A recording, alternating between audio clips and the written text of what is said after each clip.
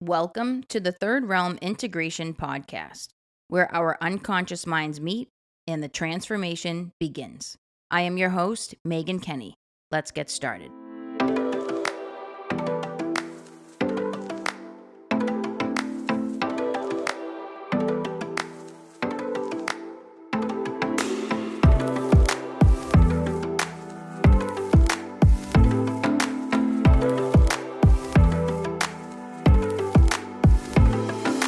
What is up, everybody?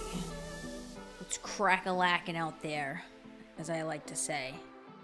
Crack-a-lackin'. I wonder where that comes from. Where did that, what? Crack-a-lackin'. Okay. Yeah. I mean, I say it a lot. I don't know where it comes from, who started it, where I first heard it. But, it's my thing. It's kind of like what I like to say. So here we are, everybody. What do I want to talk about today? I think I'm just going to rip on this download that I got. Whatever, call it a down. I'm finding that download isn't always maybe the most appropriate, accurate term because we have downloads and we have uploads. So you never really know where the information is coming from. A download to me is when we're moving from that space of inspiration. So think about when you've been inspired to do something. You just get up and you just do it. Oh, I was just inspired to do this thing today. It really didn't come from you. It came from something moving through you. It came from something above you, coming down the crown chakra and moving through you. That to me is a download. An upload is when the information has come through an activation that has happened from within. So think about like a light code activation, or like something activated, some wisdom held in your DNA because of the place that you were in, the vibration or the frequency that you brought yourself to through a meditation or a breath work, whatever. And then something got activated. Because if we think about in the metaphysical sense that we all have wisdom retained in our organs, in our DNA, and that certain places, people, places, things can activate the wisdom inherent within you. That to me is an upload. So you hear the word download happening out here in the space.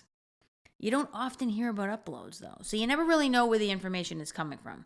When something has just been activated either beyond you or within you or from you or above you, you know what I'm saying? So when the information comes in and you didn't actively like strain your brain to think your way through to get to that answer, chances are it's either a download or an upload. And you can usually maybe figure that out depending on what practices you're participating in that help you access higher states of wisdom. Or should I say higher states of knowledge that therefore are wisdom. So I had whatever you want to call it, a download, an upload. I don't really care. It was good information. That's what I know. And I had this vision, I guess you could say, of somebody asking me if there was one thing that I wanted all of humanity to know and accept as truth, what would it be? And I already have my answer. I was instantly able to answer the question. And it is that we co-create our reality. That we are active participants, either on a conscious, subconscious, or unconscious level, in which we are actively co-creating the experiences that we have in our life. And I've always had a little bit of reservation. I've had a little bit of a reservation around saying that to people. Because there have been times in the past where I have said that and the ego instantly defends against it. Not mine, but the person that I'm delivering the information to. And it's easy to defend against that when you're caught in victim consciousness, thinking that all of the stuff out here that's bad or painful is happening to you, and you're just this helpless, innocent victim, and you didn't do anything to deserve it, and woe is me, and why is all of this happening? If you're caught in that state of mind, it's going to be like impossible to understand and accept that you are co-creating your reality. But the truth is that you are. Now, you might not be engaging in something that is creating the cause and effect in your life in a conscious, deliberate, intentional way. Chances are most of your life experiences are intertwined in this cause and effect, but it's unbeknownst to you. So we have the one category of the co-creation of our own reality, in which we are like actively going out and doing something that then yields an effect or a response from other people or a response from the environment or the universe or whatever. Like we are going to go ahead and do something active. We're very active and conscious about it. And then we get a response, whether we say something very specific to somebody or just something at all, or we do something and we get a result. That's how you co-create your reality. When you go to the gym and you're working out and you're seeing results that you like, that's a conscious co-creation because you said, I'm going to go to the gym. My goal is to do X, Y, Z. Then I get the result. Okay, everybody can accept that. But what people have a hard time accepting is that the things that are happening in your life, you are participating in and engaged in this cause and effect this dyad, this interplay, which is way beyond your conscious awareness. So when we think about this, I want to be really clear that I am not delivering this, what I would call a truth, because I believe this to be a universal truth. This is a universal law that I'm talking about here. It is not to induce blame or shame. If you are co-creating your reality and you don't know it, you cannot therefore be blamed for the effect that is happening because you don't even know that you're participating in it in the way that you are. So this is the whole essence here, people, of what it means to become more conscious. Because when you become more conscious, you then become empowered over how the shape and course of your life is unfolding.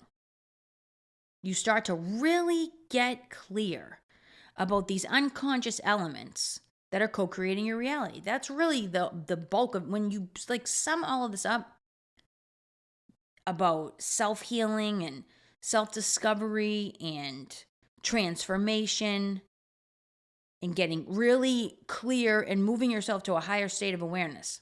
This is what it comes down to. This is it. This is the one truth that you come back to or discover for the first time, which is that you co-create your reality. So when you become highly conscious about what your deeper patterns are, and patterns, I don't mean like the things that are always happening to you or the things that you always do. I don't mean a pattern like that. I don't mean like the like this pattern that like is happening over and over again that you keep doing. No, I mean the patterns that are encoded in your DNA and in your soul's blueprint that you don't even know about. That your soul brought with it when it came into this lifetime and jumped into this body. That has been a part of many lifetimes of yours. In many different experiences. And you show up in this body in this lifetime and you may encounter it for the very first time. It is still a pattern. This is why I want to make this distinction. The pattern that I'm talking about is like a cosmic metaphysical pattern that's encoded in your DNA that has happened many, many, many, many times over in previous lifetimes, but may be the first time that you experience it or encounter it in this lifetime. And if it's the first time that you're encountering something in this lifetime, you certainly wouldn't consider it a pattern, right? Because a pattern means something repetitive. That's not what I mean. I don't mean what's playing out in this lifetime. It could be the very first time that you encounter it, it's still a pattern. And so if we think about how we're co-creating our reality in an unconscious way, what I mean is these energetic patterns that are encoded in you that you've brought with you into this lifetime that begin to play out beyond your conscious awareness.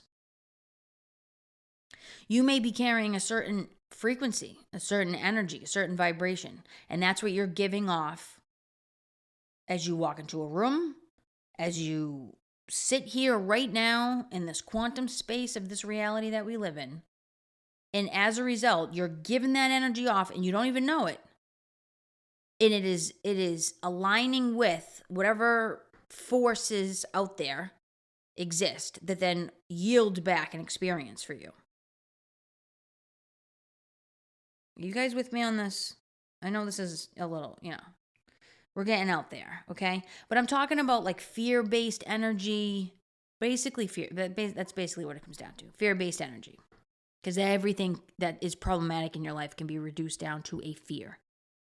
Peel back the layers of the onion. Ask yourself, when I'm struggling with something, what is the core fear here? And always go to, is it I'm not good enough or I'm powerless and out of control? And talk about those as fears. Do I have a fear of unworthiness? Do I have a fear of powerlessness? Because it's that fear that will then generate a response from the environment that lines up with that fear. Therefore, you are co-creating your reality. So you maybe have heard this in other kinds of terms, like law of attraction or what have you. But everything has to do with the fact that you are the orchestrator of your own life in all ways. And I'm not just talking about painful experiences either. I'm talking about high level, high quality, high vibration experiences also. That you are the creator. It's you. You are the center of your own universe. And I don't mean that in a narcissistic way. Because a narcissistic way would mean we're coming out of some sort of fear, some sort of lack or inadequacy, and we're trying to compensate. And then as a result, we're going to sort of move into the space of being like bravado, It's the bravado energy of the narcissistic patterns that live in all of us that make it narcissistic, to hide the wound that's beneath. But when you shed all of that, and you come down to the real core of who you are, you come into the realization that you are your own creator. You are the center of your own universe. You create everything that is around you. And everything that is around you is a reflection of how you see it. It's the way that you see things that make your reality. It's the way that you react to things that create your reality. It's the way you experience your own life that creates all of it. So there is a God that lives in you. You are God. And again, I don't mean that in an ego-based way. If you are this all-knowing, all-powerful, whatever being. No, I just mean that you carry the same vibration as pure love and pure energy. And the energy of source, of the nothingness of the I am. And you now get to put anything you want on the end of that sentence. I am, fill in the blank. It can be anything you want it to be. And you can create anything in this lifetime to attach to the end of that phrase, I am. It's up to you and you only. And so when we think about how the unconscious element co-creates our reality, it's not our fault if our energy or our unconscious patterns are manifesting out into painful experiences in our life. That is not our fault, because how can we be at fault or take responsibility for something that we don't even know is happening? What is your responsibility is that you raise your awareness enough to figure this out and then do something about it. And so then once you figure this out, then it's like, oh, wow. So I'm not a helpless victim? Like, People aren't just out here like to get me and hurt me and betray me. And life isn't here to just take advantage of me. No, no. That's not what this is all about. That's not what's happening.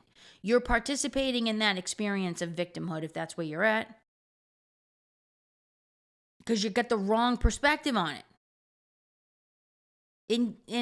I don't mean to say the wrong perspective as like there is like a right and a wrong, but I mean there is a right and a wrong if you have a certain framework on the ideal way in which to go about life, which is to be free and at peace and the manifester of your dreams and reality. If that's what you want, then there is a right and a wrong.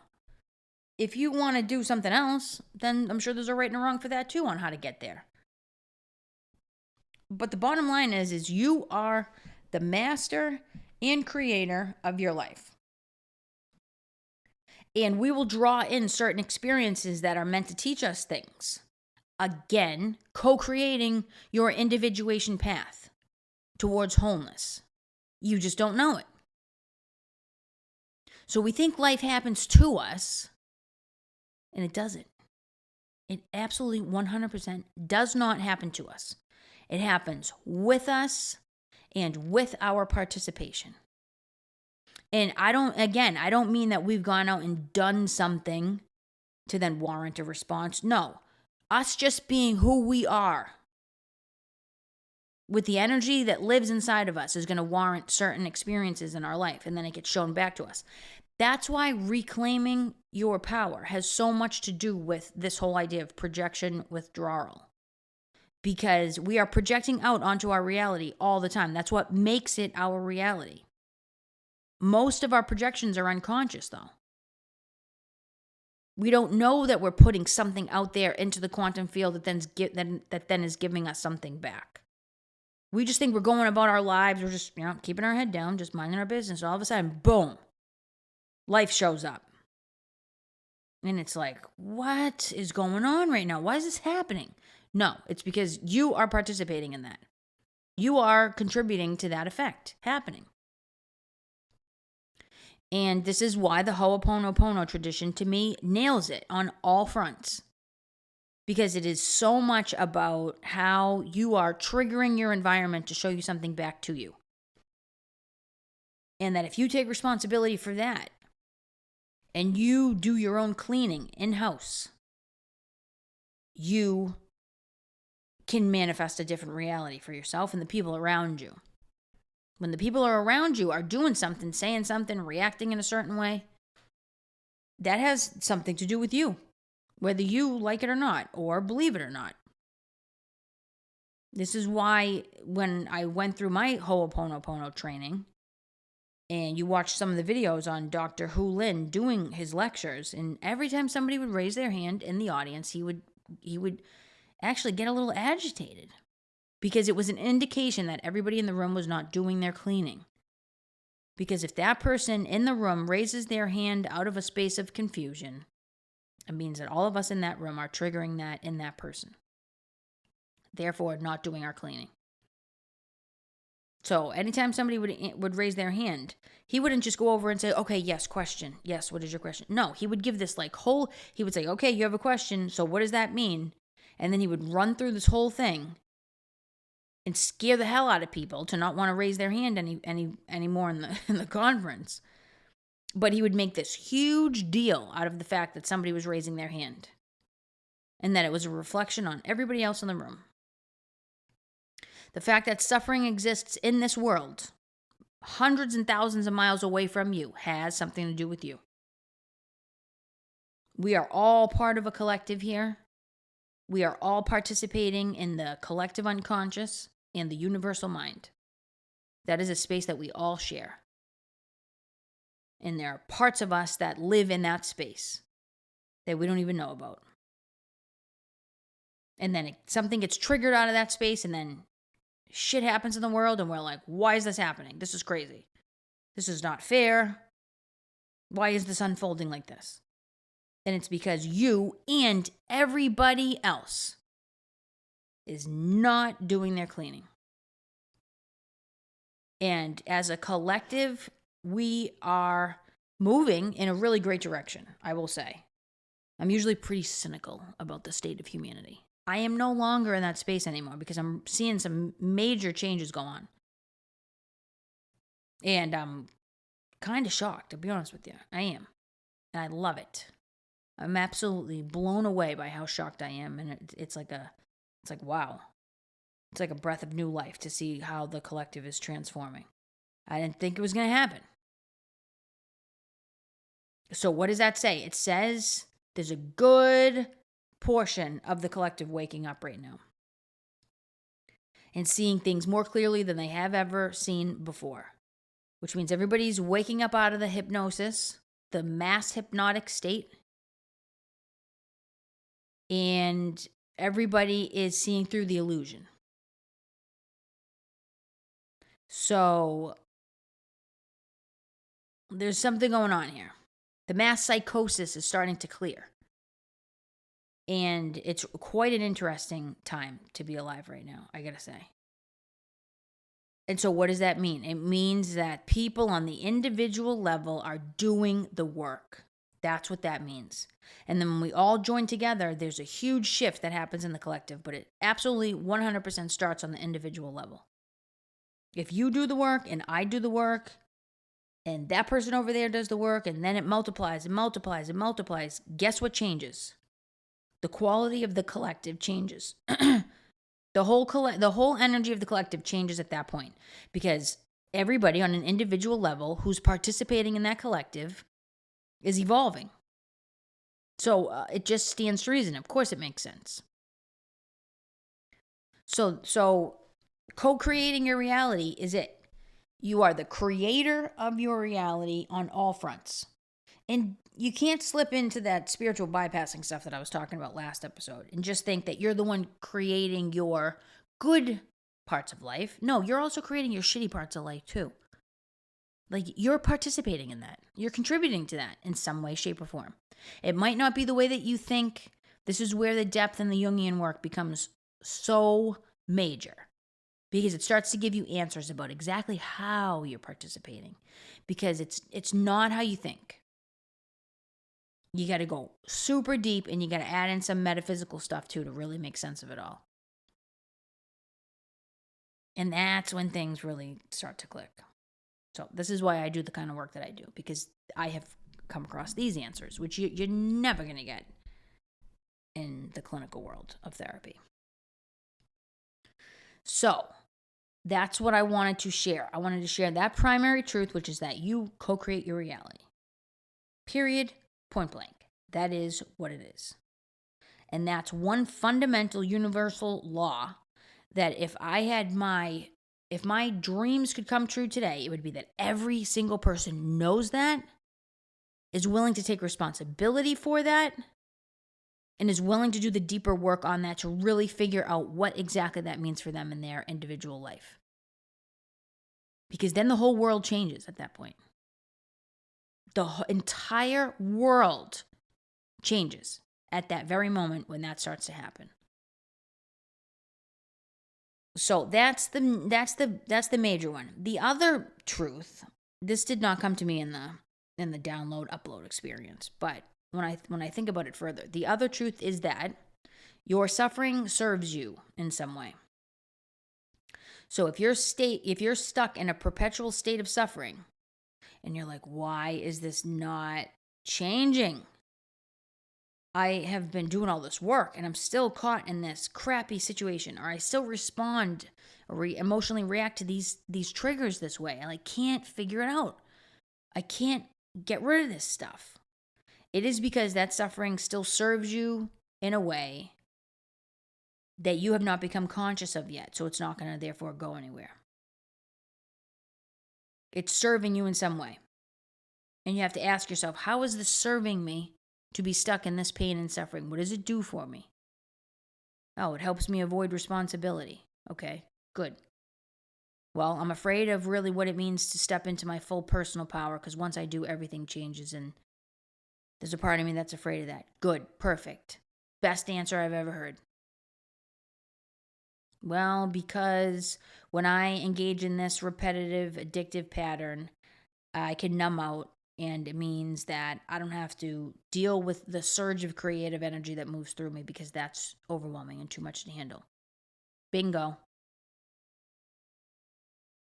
Well, it helps me avoid things that make me uncomfortable. There you go. So, how does the suffering serve you? And whenever I ask this question to people, they're like, well, it doesn't serve me. And it's like, oh my God. If it didn't serve you, it wouldn't be here. What kind of answer is that? Of course it serves you. Just think about active addiction. How does addiction serve people?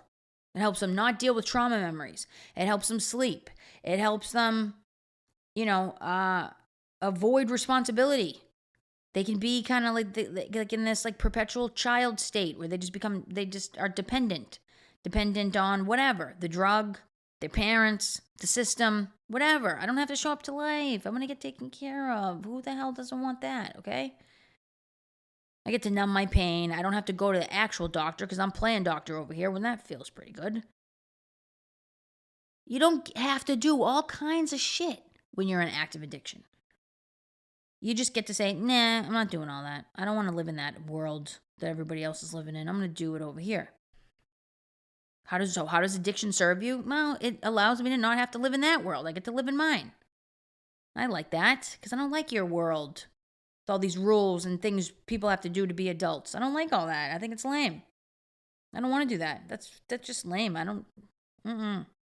Feels like too much work to me. I don't want to deal with all that. You guys are idiots. Every day working for a paycheck and stressed out, and you give all your money to the government, all this crap. Yeah, I don't really feel like doing that, so I'm going to just do it my way. Okay, perfect. That's exactly why addiction serves a lot of people. Got to ask yourself, how does your suffering serve you? So when I see somebody that's caught in an ongoing pain and you can't figure out why they're still there, it's like, this just doesn't make any sense. This person claims they want to get better, but yet their life is just constant pain. No, there's a part of them that wants to be in that pain. That pain serves them, gives them something. Think about it on a real simple level. Think about Munchausen's by proxy. Think about what that is a perfect example of how pain and suffering serves somebody. So you have a parent who's deliberately poisoning their child, not to kill the child. No, to be the savior, the rescuer, and the caretaker of that child, and then to get rewarded for it. You take the child to the doctors all the time. Oh, my child's sick. My child has this. What is going on with my child? Can you please help me? Oh, so now you show up as the caring, devoted, doting parent, right? Meanwhile, you're putting freaking arsenic in the kid's cereal. You know what I mean? That's a real pathological level of it, but that's exactly what it is. I'm going to create sickness so then everybody pays attention to me and look at how great I am. I think about people, I'm just going to be real for a second. This might sting a little bit, but I'm going to say it anyway. I have known people that I truly believe developed cancer because that cancer was going to serve them in a way that nothing else could. So that person gets cancer, and guess what they get to do now? They get to join cancer recovery support groups and have a community built around them of people who care when nobody else cared about them before the cancer. That's all they ever wanted, was somebody to care. They get doted on by the nursing staff and the doctors every time they go in for their chemo and radiation. Again, people care. Now I have a community. I never had a community before. I lived alone. I had nobody. And all I wanted was to be cared for. All I did in my life was care for other people, and I never got anything in return, which, by the way, is what breast cancer in particular is all about. The symbolism of breast cancer is a giving and giving and giving of nurturance, not receiving any back, and being enraged about it. Whether it's repressed rage or whether it's active and out there. So somebody gives and gives and gives, doesn't get that back in return from the people that they're giving to or elsewhere. They can't find it elsewhere. they are now susceptible to developing breast cancer. And there's a good chance they might. If they already have that gene inside of them, think about epigenetics. That situation of giving the nurturants out, not receiving any back, and then being mad about it, that right there is the recipe for turning on that cancer gene, that breast cancer gene. That you want to talk about epigenetics? It's not just about environmental toxins and things in food and lack of exercise and medications and the literal things that will turn on certain genes. No. I mean your psychological processes that will also turn on and turn off certain genes in your body. And also change genes in your body. That's the epigenetics I'm talking about. So then the person develops the cancer. And you think that cancer is going to go anywhere at that point? No, that cancer is not going anywhere because it serves that person. They have people that care now. They have somewhere to go during the day. They have a support group they can join. There's a t-shirt they can wear that's called, Cancer Survivor or whatever in cancer recovery. And they may go into remission, but they have not healed the psychological patterns that turned that gene on in the first place. So are they gonna heal permanently and not have a rebound effect of the cancer? I would say probably not. That cancer is probably going to come back. Because as long as that psychological process is still active, in which that cancer is going to serve them in some way, why would it go anywhere? You think about people that don't have good boundaries and are overweight. Well, why is that the case? Why are so many people with bad boundaries overweight? Because they have not figured out and healed the psychological process that makes boundary setting hard. So what happens instead? The body now becomes the boundary. The body becomes bigger, and that makes the person feel safer. And because I don't know how to set boundaries in my actual life, the body gets bigger. That's what ends up happening in that situation. I can't say no, so guess what? I'm going to have my body say no instead. And back you up that way. And put as much distance between me and you as possible. Also, empaths tend to be also overweight. Or if they're not and they're thin, they might have a really hard time dealing with other people's energy. And it's because when you're in that bigger body, you have a bigger deflection, you have a more solid boundary between you and everybody else's energy around you, and you absorb less of it. If you're an empath and you're thin, you then don't have that body mass to protect you. So you got to do a lot more work, and you have to really figure out how to set those boundaries. And if you can't, you'll end up gaining the weight, like the empaths that are overweight.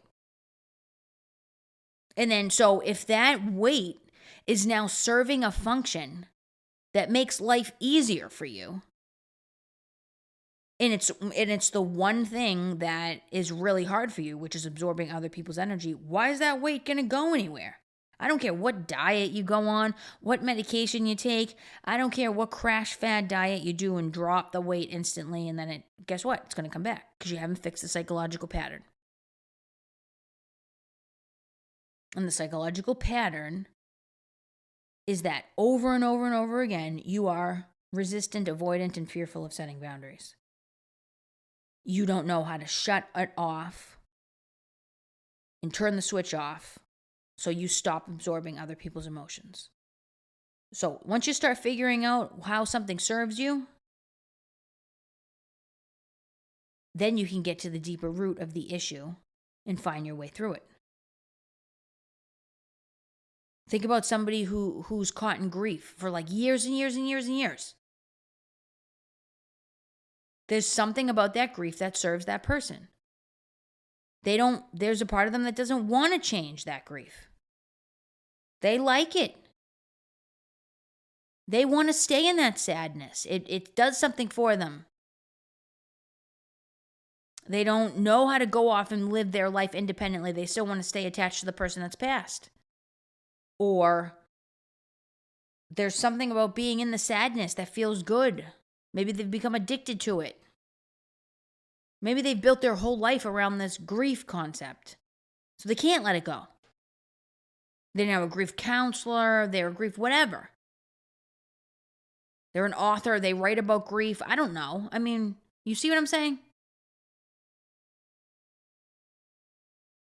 So it's kind of like, I'm just going to kick it up a notch. I'll just go like real, I'm not going to say conspiratorial, but yeah, somebody else might.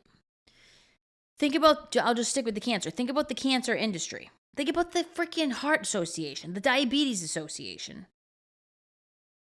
the pharmaceutical companies. They don't want you to heal.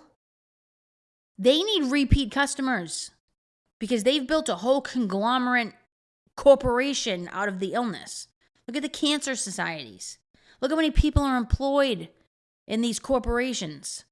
Look how much money flows through these corporations that goes to buying all their buildings and keeping their whole system going. If cancer was cured, all those jobs would be lost. That whole industry would crumble. Same thing with the pharmaceutical companies.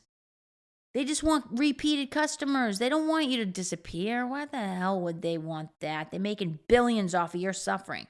They're making billions off of the side effects that you're getting off these medications. So then they can throw another medication at you to freaking cure the side effect of the first drug that you're on.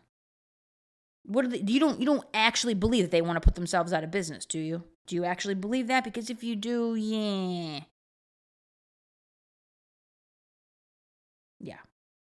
You need do a little work on that because that's not true.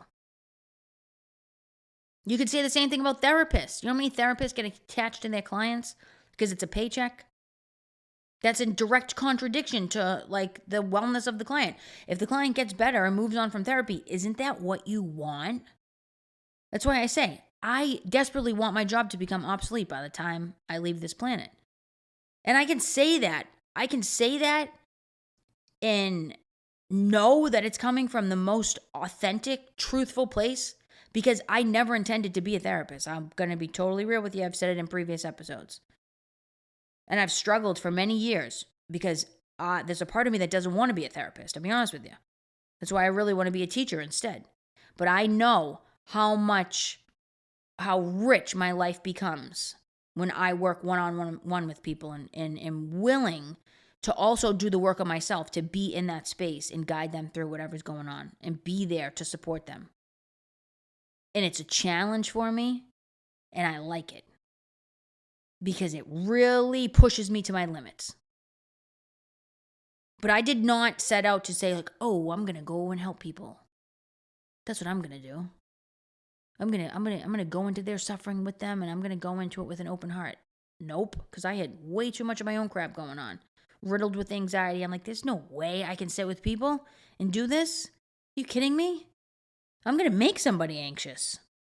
Here they are coming to me to get help with whatever they're dealing with. And like all my shit's coming with me. I can't help them. I'm going to make them feel terrible just by showing up into the room. And I was that way for a long time. To the point where one of my advisors, one time I had to do a presentation. I was like, I don't know if I can do this. My anxiety is so freaking high. And we had to record these mock therapy sessions. Fake therapy sessions with the peer of mine in my classroom. Wasn't even a real session. And I had to videotape it. And it was so painful. And I said that to my advisor, and she's like, well, you really need to think about whether or not this is the right field for you. And in that moment, I was like, yeah, I can't do this. I'm just going to get this degree and be a consultant. Because I cannot do this. So I like the fact that I don't actually really always want to be a therapist. Because it keeps me on my game. And it keeps me focused on what the integrity of this work is all about.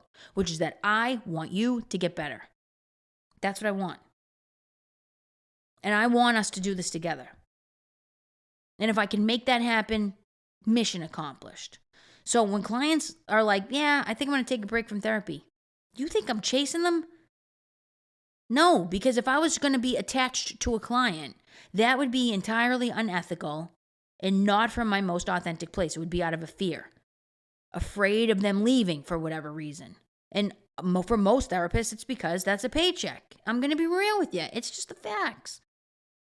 So if they have a vested interest in your well-being, they have to be okay with losing money as they go, because clients should be leaving their practice. It means they're doing the right thing and they're doing a good job. So we have to think how all of these things serve us. How are things serving us? And not just, it's beyond what meets the eye. It serves the cancer industry, the cancer research industry. It serves them to have cancer keep going. It serves the pharmaceutical industry to have people be sick so they can throw meds at it. They don't want to actually get to the root of the problem and find out and work on preventative medicine and find out what's causing all this stuff. Why, in God's name, would such a corrupt institution and system want to do that? So when you really want to get to the root of something, you're coming from an authentic place. And when you think about how something serves you or how something serves the system, you start to really start to get it. And so that's what I want to leave you guys with. That's those two pieces right there are the two core universal truths of our reality as human beings that I pray become part of the collective consciousness by the time I die, without question. That we don't even question it. That is something that we just know. So, what do we got? Like 45 years or something probably before I'm heading on out of here? We got 45 years to pull this off. Like, I think we can do it. I really do. So, anyway, that's what I wanted to share today.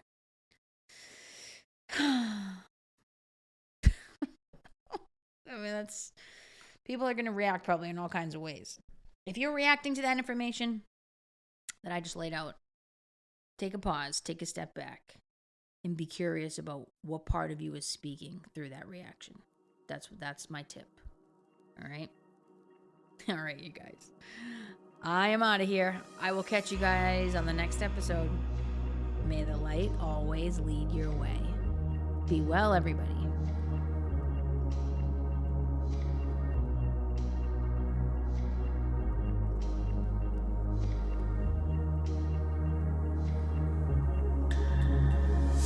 Third Realm Integration Podcast and related content is intended to provide information and/or entertainment only and is not a substitute for mental health or medical advice, diagnosis, or treatment.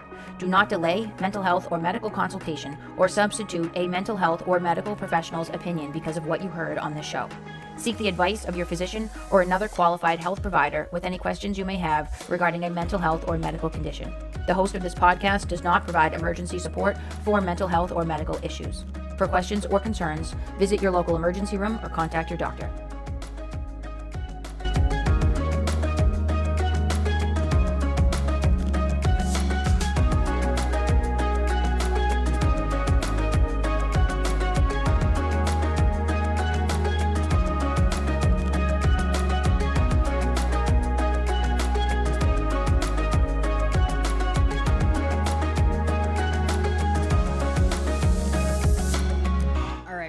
Ready? From the amazing Robert A.F. Thurman. The world is what the individual makes it. A world of individuals is the intersubjective, collective minefield of all those individuals. Standing on the ground of freedom, we can see things afresh, enter relationships renewed and with a new purpose of sharing freedom and happiness. We can become poets and seers of reality. We can become great adepts, true individuals, agents of compassion. To live in a world is to be constantly creating that world.